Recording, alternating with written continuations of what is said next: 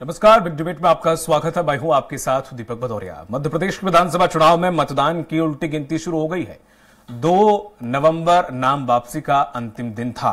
यही वजह है कि गुरुवार को भी नाम वापसी को लेकर गहमागहमी जारी रही और अभी तक मध्य प्रदेश में 34 दावेदारों ने नामांकन विड्रॉ किए हैं।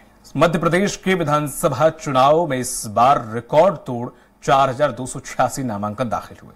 इनमें से 3718 नामांकन स्वीकृत कर लिए गए, जबकि 525 नामांकन निरस्त हो गए हैं। इसी पर चर्चा करो, उससे पहले देख लेते हैं रिपोर्ट। मध्य प्रदेश विधानसभा चुनाव के लिए नाम वापसी का दौर खत्म हो चुका है। बुधवार और गुरुवार 2 दिन नाम वापसी के लिए 4-4 घंटे दिए गए थे। इन 8 घंटे में भाजपा अपने 4 बड़े नेताओं को मनाने में कामयाब रही है। पार्टी के 5 बड़े बागी निर्दलीय या फिर दूसरे दलों से चुनाव में डटे हुए हैं। वहीं गुरुवार को मनगवा रीवा से भाजपा विधायक पंचूलाल प्रजापति की पत्नी पन्नाबाई, आलोट रतलाम से भाजपा के पूर्व मंडल अध्यक्ष रमेश मालवीय ने नाम वापस लिए। जबलपुर नगर निगम के नेता प्रतिपक्ष कमलेश अग्रवाल को सीएम ने मनाया। अग्रवाल जबलपुर उत्तर मध्य से निर्दलीय मैदान में थे। भोपाल हुजूर से निर्दलीय उतरे पूर्व विधायक जितेंद्र डागा, सिहोरा जबलपुर से कौशल्या गोटिया ने गुरुवार को नामांकन वापस ले लिया। झाबुआ से पूर्व विधायक जेवियर मेडा भी मान गए। कांग्रेस के 6 बड़े नेता निर्दलीय चुनाव लड़ने पर अड़े हुए हैं। भाजपा प्रदेशाध्यक्ष रहे नंद कुमार सिंह चौहान के बेटे हर्षवर्धन सिंह चौहान ने गुरुवार भाजपा की प्राथमिक सदस्यता से इस्तीफा दे दिया। वो भारतीय जनता युवा मोर्चा के प्रदेश कार्यकारिणी सदस्य थे। हर्षवर्धन ने बुरहानपुर से भाजपा से टिकट नहीं मिलने पर हर्षवर्धन ने निर्दलीय नामांकन फॉर्म भरा था। निवाड़ी सीट पर बीजेपी के पूर्व जिलाध्यक्ष कमलेश्वर देवलिया निर्दलीय डटे हैं। देवलिया बीजेपी के पुराने नेता हैं। मुरैना में पूर्व मंत्री रुस्तम सिंह भी भाजपा छोड़कर बसपा में शामिल हो चुके हैं। बेटे राकेश बसपा से प्रत्याशी हैं। गोविंदपुरा भोपाल से कांग्रेस से बगावत कर निर्दलीय फॉर्म भरने वाले पक्ष खामरा ने गुरुवार को भाजपा ज्वाइन कर ली। कांग्रेस के प्रदेश सचिव रहे हैं। भोपाल उत्तर से कांग्रेस के बागी नासिर इस्लाम निर्दलीय डटे हुए हैं। महू इंदौर से पूर्व विधायक अंतर सिंह दरबार ने कांग्रेस की प्राथमिक सदस्यता से इस्तीफा दे दिया है। वे निर्दलीय हैं। भाजपा मनावर ढार से पूर्व मंत्री रंजना बघेल वे भाजपा के पक्ष में प्रचार करेंगी। शाजापुर में भाजपा के जिला उपाध्यक्ष राजेंद्र सिंह जादौन ने अपना नामांकन वापस ले लिया। बदनावर ढार में भाजपा किसान मोर्चा के जिला महामंत्री रतनलाल पाटीदार ने नामांकन वापस लिया है। कांग्रेस तराना उज्जैन से कांग्रेस नेता मुकेश परमार ने सुरजेवाला के कहने पर अपना नामांकन वापस लिया। भोपाल उत्तर से कांग्रेस के पूर्व पार्षद अब्दुल सफीक अब आतिफ अकील के लिए प्रचार करेंगे। सिहोरा जबलपुर से पूर्व जिला पंचायत सदस्य जमुना मरावी भी निर्दलीय नहीं लड़ेंगी। बमोरी गुना से पूर्व राज्य मंत्री कन्हैयालाल अग्रवाल ने डमी नामांकन भरा था, इसे उन्होंने वापस ले लिया। कांग्रेस ने उनके बेटे ऋषि को प्रत्याशी बनाया है। कांग्रेस और बीजेपी के लिए इस वक्त अपने ही नाराज चुनौती बन रहे हैं। दोनों ही दलों के नेता मैदान में डटे हुए हैं। कांग्रेस बीजेपी का कहना है कि जिन लोगों ने फॉर्म वापस नहीं लिया है वो लोग पार्टी के लिए ही काम करेंगे और अभी नहीं तो कुछ वक्त बाद वो मान जाएंगे ही, डरने की कोई बात नहीं है। इस वक्त सियासी पारा चढ़ा हुआ है, तो वहीं कई नेता मैदान से हट गए हैं तो कई नेता फिलहाल की स्थिति में डटे हुए हैं। ऐसे में देखने वाली बात ये होगी कि आने वाले सप्ताह के सेमीफाइनल में आखिर कौन से नेता किस दल को सियासी चोट देता है। सलमान खान, स्वराज एक्सप्रेस। और इसी मुद्दे पर ज्यादा चर्चा के लिए खास पैनल हमारे साथ जुड़ा हुआ है। कांग्रेस प्रवक्ता हैं शहरयार खान। शहरयार जी, आपका बहुत बहुत स्वागत है। बीजेपी नेता हैं प्रेम व्यास जी। प्रेम जी, आपका भी बहुत बहुत स्वागत है। वरिष्ठ पत्रकार हैं आशीष दुबे जी। आशीष जी, आपका भी बहुत बहुत स्वागत है। तो जिस तरह से मैं जाऊंगा शहरयार खान जी आपके पास के अभी तकरीबन ऐसा कुछ कहा जा रहा है कि 36 तकरीबन कांग्रेस में और 34-32 के करीब बीजेपी में नाम ऐसे हैं जिन्होंने नामांकन वापस नहीं लिया और बगावती तेवर या तो किसी पार्टी से लड़ रहे हैं या फिर निर्दलीय चुनाव लड़ रहे हैं। हो सकता है यह आंकड़ा अब तक कुछ आगे पीछे हो गया हो, तो अभी भी कहीं कहीं ऐसे हालात क्यों बने हुए हैं जहां तक कोशिश की गई है मनाने की, क्योंकि आज लास्ट दिन था, अब तो इनसे जूझना ही पड़ेगा जिन लोगों ने नाम वापसी नहीं लिया। देखिए दीपक जी, मध्य प्रदेश कांग्रेस के अध्यक्ष श्री कमलनाथ जी, हमारे राष्ट्रीय महासचिव श्री सुरजेवाला जी और दिग्विजय सिंह जी ने जितना भी हमारे यहाँ कुछ आक्रोश था, कुछ नाराजगी थी, कुछ अपनी बात नहीं कह पाए थे, उनकी बातों को इन दिनों में, पिछले कुछ दिनों में सुनने के बाद आज जो 3 बजे समय समाप्त हुआ है, तो लगभग हमारे यहाँ के सारे लोग मान गए हैं और सब अपने अधिकृत प्रत्याशी के साथ खड़े दिख रहे हैं। आपकी रिपोर्ट में भी इसका हुआ। इक्का दुक्का कोई प्रदेश में ऐसी जगह है तो अभी आप देखेंगे कि वो भी 1-2 दिन में सारे हमारे अधिकृत प्रत्याशी को अपना समर्थन देके और उनके साथ काम करते दिखेंगे। रही बात भाजपा की, जो लगभग 19 साल से मध्य प्रदेश की जनता और मध्य प्रदेश के भाजपा के वो पुराने खाटी कार्यकर्ता जिनका दोहन कर रही थी, मैं दोहन शब्द इसलिए इस्तेमाल कर रहा हूं, किसी का बेजा इस्तेमाल जब अत्यधिक हो जाता है तो वो भी विद्रोह की मुद्रा में आ जाता है। तो इनकी वो स्थितियां बहुत ज्यादा गंभीर हैं। अमित शाह गए जबलपुर मनाने, वहां से निकले और इस्तीफे हो गए। मध्य प्रदेश की राजधानी भोपाल में पिछले 6 महीने से जो वो फेरियां कर रहे हैं, मणिपुर जल रहा था और वो यहाँ पर मीटिंगें रात के 2-2 बजे तक कर रहे थे। आज स्थिति यह है कि उनको, अब आप देखेंगे अगले कुछ दिन में भोपाल और मध्य प्रदेश के अलग अलग शहरों में गली गली घूम के मनाते हुए, आपने देखा था हिमाचल में मोदी जी ने तो रो के भी प्रार्थना कर ली थी, लेकिन वो निर्दलीय इनका नहीं बैठा था। तो इनके कार्यकर्ताओं को मालूम है कि ये अभी समय पे हमें गले लगाएंगे, उसके बाद धुतकार देंगे 17 तारीख के बाद। तो वो सुन ले, वो कार्यकर्ता अगर स्वाभिमानी हैं तो ये आपका भी अपमान करा है इन्होंने मध्य प्रदेश की जनता को। तो इन्होंने त्राहिमाम स्थिति में पिछले 19 साल से छोड़ दिया है। आज मध्य प्रदेश का हर नागरिक 50,000 के कर्ज में है, महिलाओं पे अत्याचार है, आदिवासियों के कपाल पे मूत्र विसर्जन है और पैर उनके पहुंचने पखारने के जो नाटक स्टैंड हैं वो सबने देखे हैं। लेकिन मध्य प्रदेश की जनता को दिया क्या आप? सवाल ये है, ये चुनाव मध्य प्रदेश के भविष्य का चुनाव है, ना कि अमित शाह या नरेंद्र मोदी का। नरेंद्र मोदी और अमित शाह क्या पार्षद के चुनाव में भी भाजपा को जिताने के लिए लगेंगे? देश में चुनाव के अलावा उनके पास काम नहीं है। अगर आप नहीं चला सकते देश, आपके साथ सिर्फ चुनावी जीवी हो आप, तो फिर आप इस्तीफा दो और दूसरे को काम करने दो। लेकिन हकीकत यह है कि इनके पास मध्य प्रदेश हो या देश हो, ना महंगाई पे इनके पास कोई विजन है, ना मध्य प्रदेश के लिए इन्होंने 19 साल में, हमारे मामा ने 32,000 घोषणाएं करी। अब लाडली बहनों को 2 महीने पैसे देके उन्होंने सोचा कि ये चुनाव में हम भुना लेंगे। लेकिन हमारे मध्य प्रदेश की बहन हो, बेटी हो, मध्य प्रदेश का वो 7.5 करोड़ नागरिक हो, वो स्वाभिमानी है, बेवकूफ नहीं है। आपको बहुत झेल लिया, आपकी काट की हांडी कई बार चढ़ गई और 18 में आपको जब उतार दिया था तो 20 में लूट के वो माफियाओं के पैसे से जो आपने सरकार बनाई, तो जो 50% का कमीशन राज है, ये हम नहीं बोल रहा है, ये रिपोर्ट बता रही है कि 600% मध्य प्रदेश के मंत्रियों की आय बढ़ी है।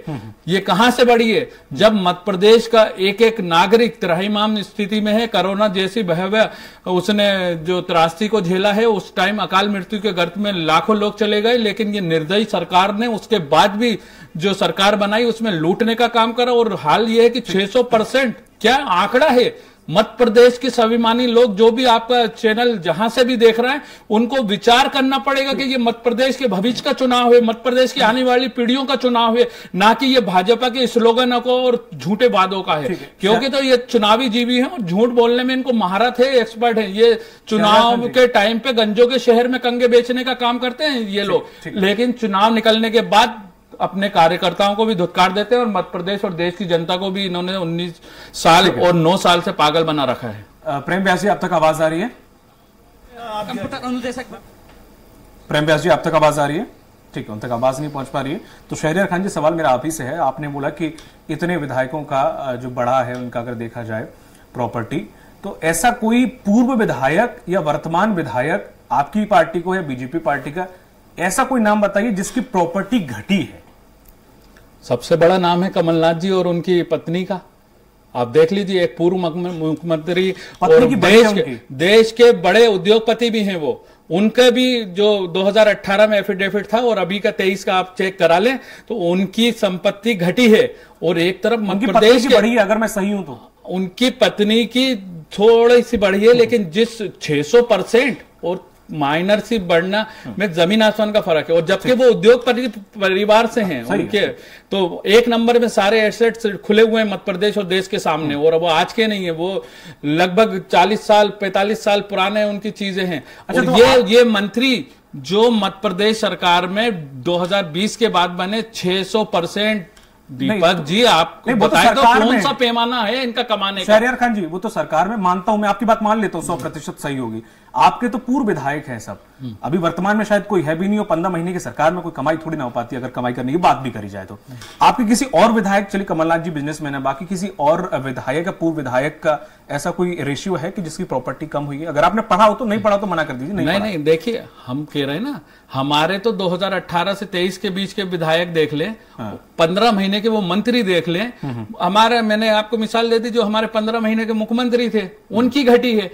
हद तो ये है कि ये बताएं वो कौन सी मशीन है जिसमें 600% का इजाफा होता है। एक अमित शाह है जिनके बेटे का 600% का इजाफा हुआ, 8,000 करोड़ उन्होंने नोटबंदी के टाइम में कहां से लाके जमा करे, उस पर जवाब नहीं दिया।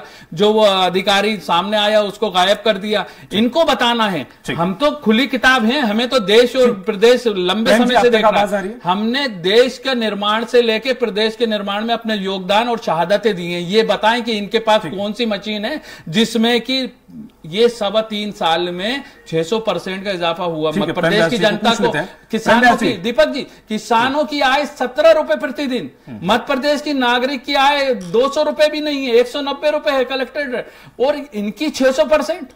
वाह वाह शिवराज मामा, वाकई आपने मध्य प्रदेश को 50% जो हम बोल रहे थे वो आंकड़े बता रहे हैं कि कहां पर से कमाए हैं आपने। प्रेम व्यास जी के पास जाऊंगा। प्रेम व्यास जी, आप तक आवाज आ रही है? जी आ रही है आवाज। ठीक है। जिस तरह से देखा जाए, मनाने की अगर बात है तो इनमें से कुछ लोग नहीं माने हैं। वो मुरैना की सीट है जहां पर रुस्तम सिंह के बेटे नहीं माने, बुरहानपुर, टीकमगढ़, रतलाम, कटनी और मनगवा सीट, बड़वारा सीट, ऐसे कुछ नाम है यहां पर लोग नहीं माने हैं। अमित शाह जी के भाई 3 दिन का दौरा हो चुका है, साफ उन्होंने कहा है, संकेत दिए, तो वो नाम है जो माने नहीं है। बाकी कुछ नाम तो इधर उधर पार्टी में शिफ्ट हो गए हैं, वो भी सामने ही खड़े हुए हैं। आखिर बीजेपी एक कैडर बेस्ड पार्टी है। अमित शाह कहा जाता है कि ऐसे जमीनी नेता हैं जो कि मनानों को काफी अच्छा अनुभव रखते हैं, और आके उन्होंने पहले ही दिन जबलपुर में इसकी दस्तक भी दी थी कि सुनो इस तरह से नहीं चल पाएगा। तो अब भी फिर भी ये इतने नाम आ क्यों रहे हैं? 32 नाम के समथिंग आ रहे हैं टोटल देखा जाए तो।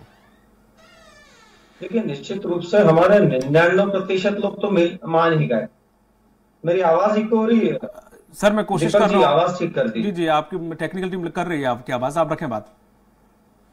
99% लोग तो मान चुके हैं। और दूसरा, जो भारतीय जनता पार्टी का वोटर है वो तो भारतीय जनता पार्टी के अधिकृत प्रत्याशी को ही वोट देगा।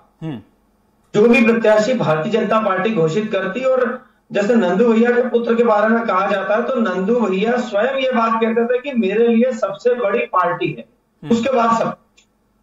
तो हमारे जितने भी अधिकृत प्रत्याशी हैं, निश्चित रूप से जनता का प्रेम उनको मिलेगा। और जो मान चुके हैं वे तो धरातल पर आकर कार्य करने लग गए हैं। अभी जब चुनाव का समय है, कुछ दिन शेष बचे हैं, मैं आपको पूर्ण रूप से आश्वस्त करता हूं कि वे लोग भी धरातल पर आकर हमारे प्रत्याशियों के साथ में चुनाव प्रचार में आपको दिख जाएंगे। ठीक। और दूसरा, जो कांग्रेस की बात आप कर रहे हैं शहरयार खान जी, आप बताइए 28 बार टूटकर और नई पार्टी बनने का जो इतिहास है वो स्वयं कांग्रेस की पार्टी का है, भारतीय जनता पार्टी का नहीं। और पिछली बार जो 3 निर्दलीय जीत के आए थे, तो तीनों निर्दलीय कांग्रेस पार्टी के थे, भारतीय जनता पार्टी के नहीं। तो ये जो जिस तरह से बात करते हैं कि दोहन हो रहा है, विद्रोह हो रहा है, भैया कपड़ों फाड़ों की राजनीति आपके मध्य में हो रही है, धार्मिक आंदोलन आपके मध्य में चल रहा है, उसके बाद में जीतू पटवारी जी हिंदू विरोधी बयान आपके मध्य में दे रहे हैं, रवि जोशी जी खरगोन से क्या बयान दे रहे हैं पूरी प्रदेश की जनता सुन रही है। केरल में किन किन दलों को क्या क्या हो रहा है, कहां विस्फोट हो रहा है, ये पूरे देश की जनता देख रही है। तो कांग्रेस की नीति और रीति ये प्रदेश और देश की जनता अच्छे से देख रही है। और ये जो अभी इनके प्रत्याशी बचे हैं जो छल और बल से बच जाएंगे, तो निश्चित रूप से पुनः कपड़ा फाड़ो आयोजन होगा और उसमें आपको दिख जाएंगे सम्मिलित। ठीक है आशीष जी, 2 सवाल हैं। एक तो पहला सवाल यही बगावतियों को लेकर है कि बीजेपी और इनके जो नाम आपने भी खूब अच्छे से पढ़े होंगे चीजों के बारे में, जो नाम वापस नहीं हुए, इसकी कोई क्राइटेरिया रहता है क्या कि जब से खूब प्रदर्शन करो, जैसे नाम का अनाउंसमेंट हो तो पार्टी या तो अपना बदल लेती है जैसे कांग्रेस ने बदला, या फिर बड़ा प्रलोभन देती है, उसके बाद जैसे जैसे तारीख नजदीक आती है नामांकन वापस लेने की, प्राइस बढ़ते जाते हैं क्या, या प्रलोभन बढ़ता जाता है, और क्या जो डेट है वो खत्म हो जाने के बाद भी कुछ बचा रह जाता है कि नहीं रह जाता है?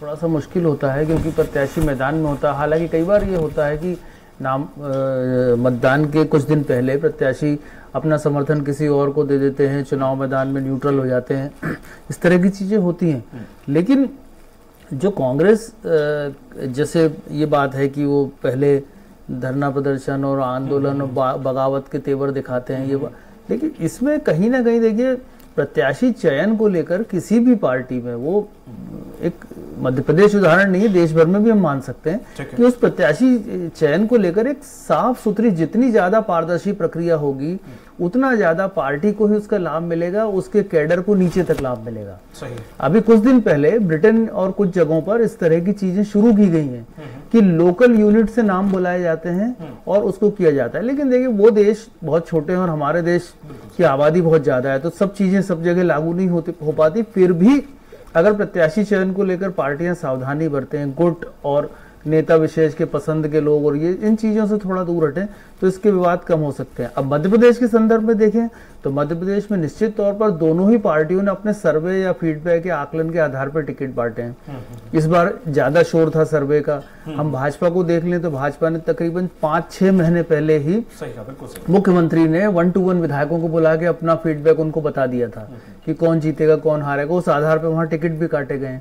और कांग्रेस ने लोगों के सुरों को भाप के या जो भी अपना होमवर्क करके या अपने को वापस रिवाइज करके जो भी करके उन्होंने कुछ टिकट बदल दिए हैं। तो ये टिकट बदलना और ये भी हमेशा का होता है, एक सनातन सी एक रवायत है कि ये चलता है। लेकिन देखिए अभी जो स्थिति मध्य प्रदेश में कांग्रेस के लिए बनी है या भाजपा के लिए बनी है, तो वो चुनाव का जो मुकाबला है जो होने वाला है 17 तारीख को, उसकी जो वो जितना टफ है उसके चलते जो है ये दोनों ही पार्टियों के लिए कहीं ना कहीं पर ये बड़ा डेंट का वजह बन सकता है। हालांकि ये माना जा रहा है मोटे तौर पर कि भाजपा में असंतोष काफी है, नजर नहीं आ रहा है, इंटरनली लोग बहुत दिक्कत में हैं और जिस तरह से बुरहानपुर में या कई जगह पे बातें आई हैं, तो ये चीजें जो है ये कहीं बताती है कि कहीं ना कहीं अनरेस्ट है कार्यकर्ताओं में और उस पूरी प्रक्रिया से संतुष्ट नहीं है। 100% संतुष्ट तो कभी नहीं होते, लेकिन भाजपा जैसी पार्टी जहां पर अनुशासन और एक कॉर्डर बेस्ड पार्टी का जहां पर ज्यादा एक सिक्का चलता है, वहां पर लगातार इस तरह के सुर उठना बड़ी बात है। बगावत होना, महापंचायत होना, लोगों का चुनाव लड़ने से मना करना या चुनाव लड़ने की जिद करना, ये बड़ी बात है। कांग्रेस में इस तरह के दृश्य हर चुनाव में देखे जाते हैं, लेकिन इस बार जबकि कांग्रेस ने लंबा होमवर्क किया है, उसके बावजूद भी अगर ये चीजें उभरी हैं तो कहीं ना कहीं, हालांकि कांग्रेस का दावा है कि उसने बहुत सारे लोगों को मना लिया है, लेकिन जो भीतरघात का जो मामला है, बीजेपी में एक अंतर है कि वहां सुनाई नहीं देता है और कुछ चीजें हो जाती हैं या कई बार ऐसा नुकसान हो जाता है। कांग्रेस में कह के भी हो जाता है। तो ये दो फर्क हैं, लेकिन अभी पूरी तरह से कांग्रेस के मुझे नहीं लगता कि सेटिस्फाई होने की जरूरत है दोनों पार्टियों को, क्योंकि खुद भोपाल में ही बागी प्रत्याशी हैं और ये स्थितियां हैं और प्रतिष्ठापूर्ण सीटों पर हैं, तो भोपाल या आसपास जगह पर है। तो ये चीजें हैं, दोनों पार्टियों का डैमेज कंट्रोल कैसे आगे बढ़ेगा। हालांकि डैमेज कंट्रोल की जो संभावना है 2 दिन 3 दिन पहले तक भी होती है प्रत्याशी को बेटा। अब देखते हैं कि क्या आगे बढ़ता है, लेकिन ये है कि अब तस्वीर साफ है, मैदान में जो उम्मीदवार हैं मुकाबला उस तरह से होगा और तीसरी फोर्स की कोई भी ताकत, कोई भी जो संभावना है वो अभी मुझे लगता है कि खुली हुई है। ठीक है।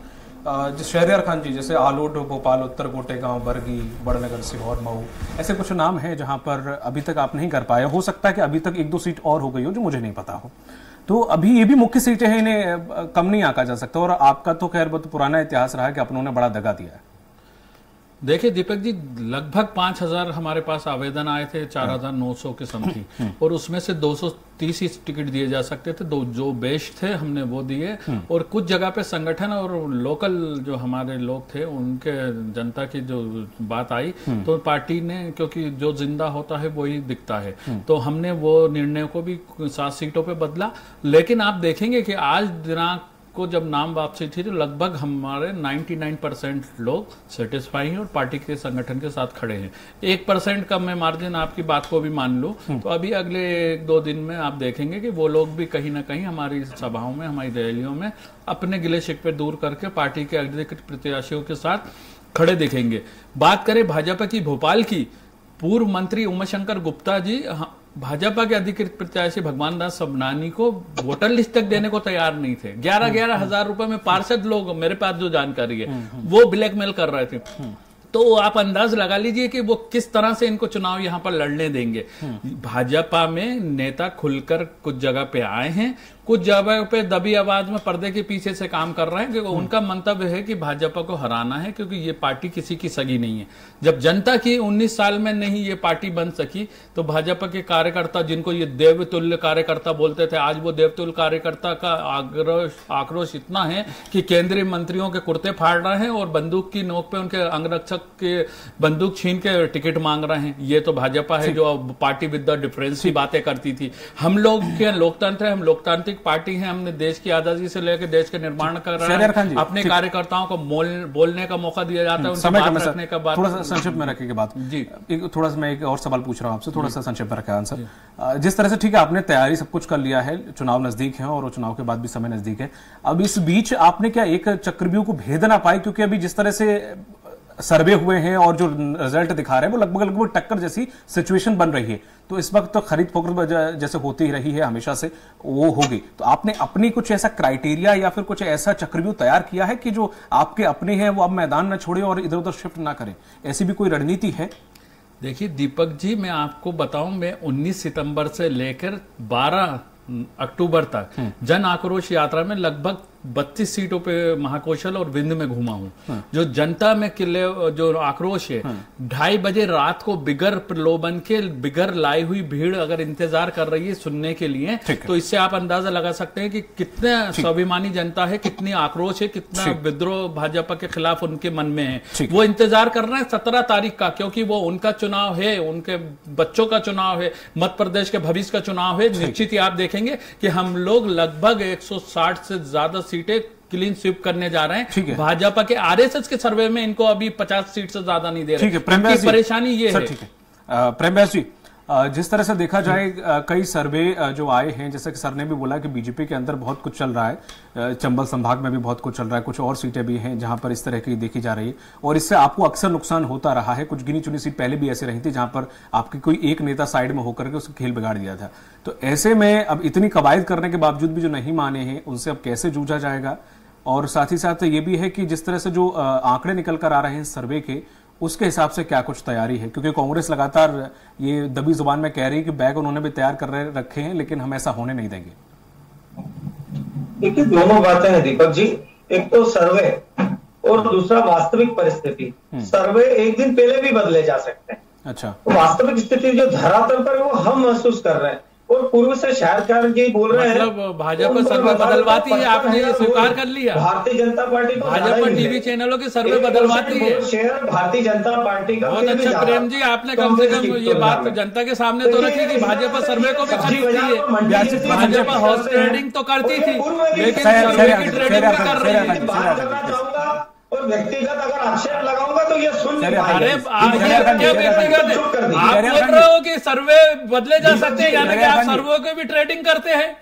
आप हॉर्स ट्रेडिंग तो करते हैं, पूरे देश में बदनाम है, देश को कलंकित करने का काम कर रहे हैं। सर, उन्हें बोलने का मौका नहीं मिला। सर प्लीज, उन्हें बोलने का मौका नहीं मिला, प्लीज, समय कम है। अरे तो मैं देखिए दीपक जी, इन्होंने बड़ी अच्छी बात करी, मैं इनके लिए साधुवाद करता हूँ। प्रेम जी ने स्वीकार तो करा कि भाजपा सर्वे। ठीक है, प्रेम जी बात रखे, प्रेम जी बात रखे, समय बहुत कम है। प्रेम जी, प्रेम से बोलिए कि भाजपा सर्वों को भी बदलवाती है। शायर खान जी, आपकी रीति नीति तो जनता देख रही है। अरे हमने तो 19 साल से देखा भाजपा की नीति नीति।